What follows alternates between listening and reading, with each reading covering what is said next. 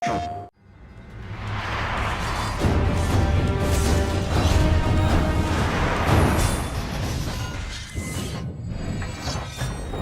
still remember the first day when we got the PlayStation 4 development kits. We were immediately impressed by just how easy and straightforward it was to bring that Diablo experience from the PlayStation 3 to the PlayStation 4. We're all console gamers ourselves, and we literally wanted to re-envision it for the console environment and the console controller. One of the great things about getting our hands on the PS4 for the first time, before anybody else really out there got to play with it, was that Reaper of Souls was a pretty ambitious game on PC. We brought lots of new things, and it was nice because the power of the console really allowed us to translate that experience. I mean, the minute we were able to run the game at 1080p, it took everyone's breath away. Just like, this is how it should have always been played. I think the end result sort of delivers a very beautiful visual. They really match really nicely with all the mayhem and killing of all the monsters you're doing on screen. It's a really sort of great complement to one another.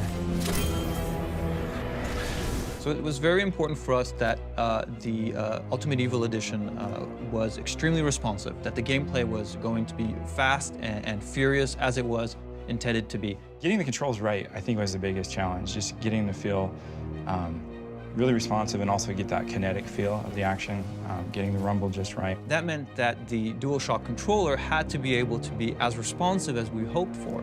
And as soon as you hold it in your hands, you really get that responsiveness. You really get to have the action just stay true to the way we intended it to. Just from the very first moment of picking it up, the first thing I really noticed is the potential of the trackpad. Right? I really wanted to figure out how we can use it in a way that felt natural, that it felt that it added to the experience. It wasn't necessarily a gimmick. Immediately, the fact that you click on either side of it, we thought that would make great shortcuts. So right click is straight to skills, left click is straight to inventory.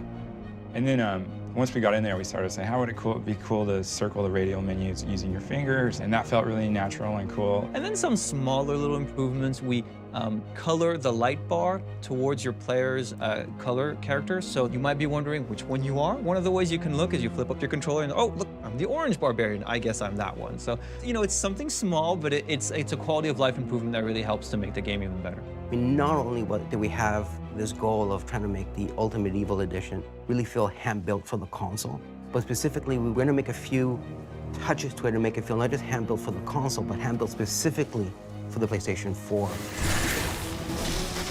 The team had a lot of fun with the PlayStation exclusives this time around. You know, a lot of us have been playing Last of Us and just really enjoying it, and a lot of people are just huge fans of Shadow of the Colossus. So we just kind of went through the iconic PlayStation exclusives, and we kind of settled on those two. Shadow of Colossus, which is a personal favorite of mine, ends up being one of the armor sets that you can actually acquire.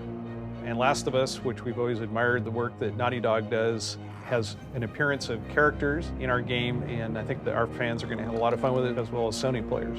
We weren't making a port. What we wanted to make is a handcrafted Diablo experience that felt purposely built for those platforms. And I think with the Ultimate Evil Edition, I think we've really achieved that goal. Josh Mascara, game director on Diablo 3 Reaper of Souls Ultimate Evil Edition. Thanks for joining us, man. Thanks for having me. It's great to be here. Yeah, so the Ultimate Evil Edition...